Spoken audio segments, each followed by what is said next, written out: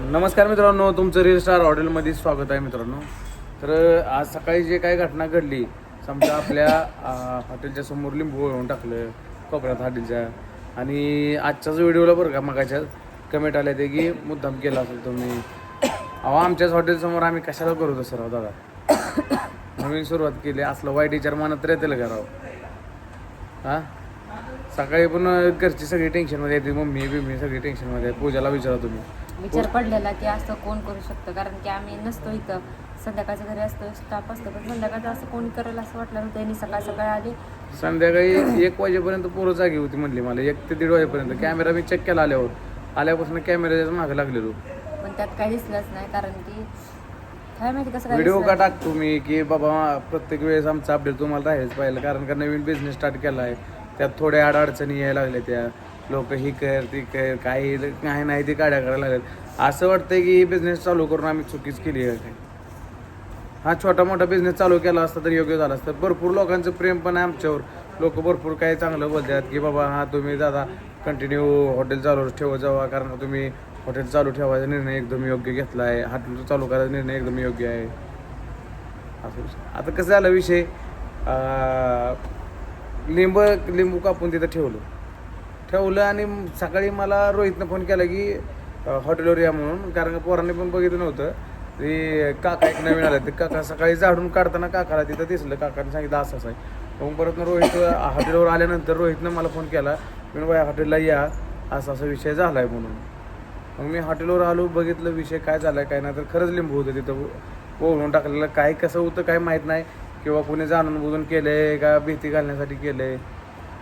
चेष्टा मस्करी कोण करते, काय चेष्टा मस्करी असले कोण करूच शकत नाही ना, कोण करणार. कोणी केले काय नाही. आणि ही विषय म्हणजे आमच्या जवळचाच माणूस आहे. काय केली असती तर मग कॅमेऱ्यात दिसला असता, इकडे केला. आपल्या पोरांचा पण काय विषय नाही, 280 मारला. तर मित्रांनो, आणि आपलं हॉटेल तुमच्या सगळ्यांच्या आशीर्वादानं एवढं चांगला रिस्पॉन्स यायला लागलेला आहे. थोडे अडचणी यायला लागल्या त्या, मला मान्य आहे. थोडं म्हणजे असं पब्लिकला ती म्हणजे असं जरा सर्व्हिस व्यवस्थित भेटत नाही, कारण का माझ्याकडे वेटर कमी आहेत.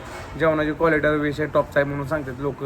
क्वालिटी तर विषय टॉपचाच असणार आहे, कारण का सगळ्यांच्या प्रेमानं सगळ्यांच्या आशीर्वादाने आपण हा बिझनेस चालू केलेला आहे.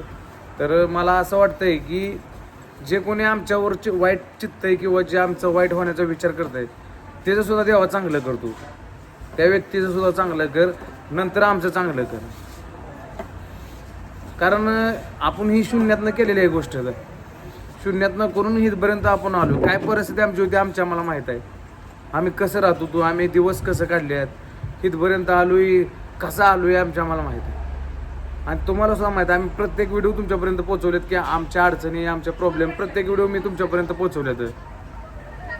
आणि असं झालं की विषय सकाळी जी गोष्ट घडली त्या गोष्टीमुळे अजून माझं मन खचलं, किंवा आमच्या घरच्यांचं ती म्हणजे सगळ्यांना त्रास व्हायला लागला त्या गोष्टीचा. पूजा पण म्हणली काय करायचं, आणि तसंच विषय झाला. आज नॉर्मल गिराईक पण शांत झालं मित्रांनो, कारण रोज आपल्या हॉटेलला इतकी गर्दी असते की बसायला उभा राहायला जागा नसते.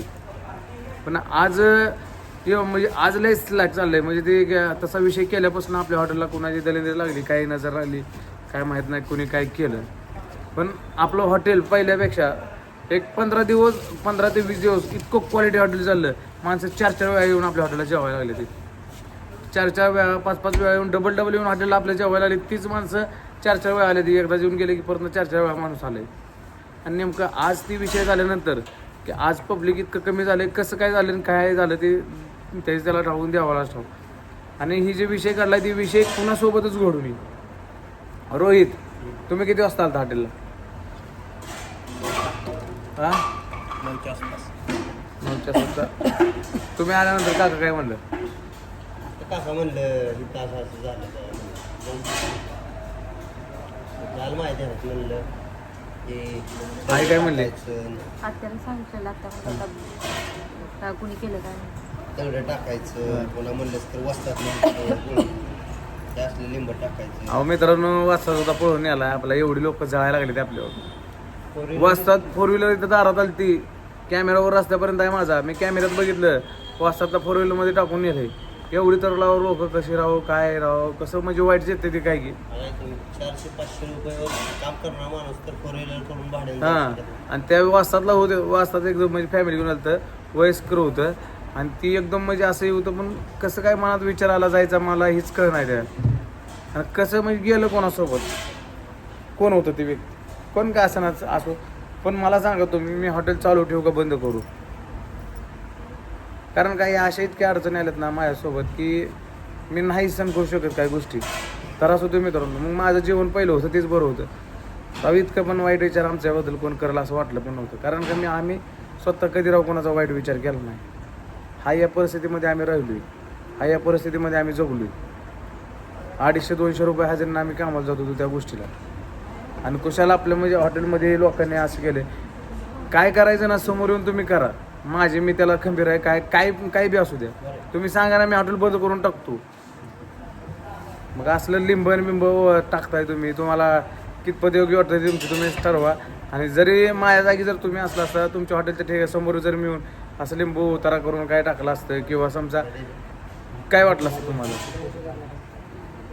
कारण कसं असतं एक तर आम्ही शून्यातनं निर्माण केलं हे सगळं काय नव्हतं आमची परिस्थिती म्हणजे सगळी झिरो होती इथपर्यंत यायला आम्ही किती कष्ट घेतले किती मेहनत घेतली ते आम्हाला माहीत आम्ही पडक्या घरात राहिलेलो आहे मित्रांनो पत्र्याचं पाणी वरनं खाली गळत होतं लेकर घेऊन मी झोपली तिथं अक्षरशः आणि सकाळी बिंदास कुशालराव सकाळी आपल्या हॉटेलसमोर म्हणजे कसं असतं माहिती आहे का जे परतफेड तसेच आहे सकाळी इथं हॉटेल पैसे कोणी तर काल मी मॅराजच केलं विषय काय तर लिंबू ठेवलेलं म्हणजे उतारा करून कापून बिपून लिंबू करून ठेवलं हॉटेलसमोर हां म्हणजे आज सकाळपासून जरा प्रॉब्लेम थोडा कस्टमर पण जरा थोडं शांत झाले त्याच्या हां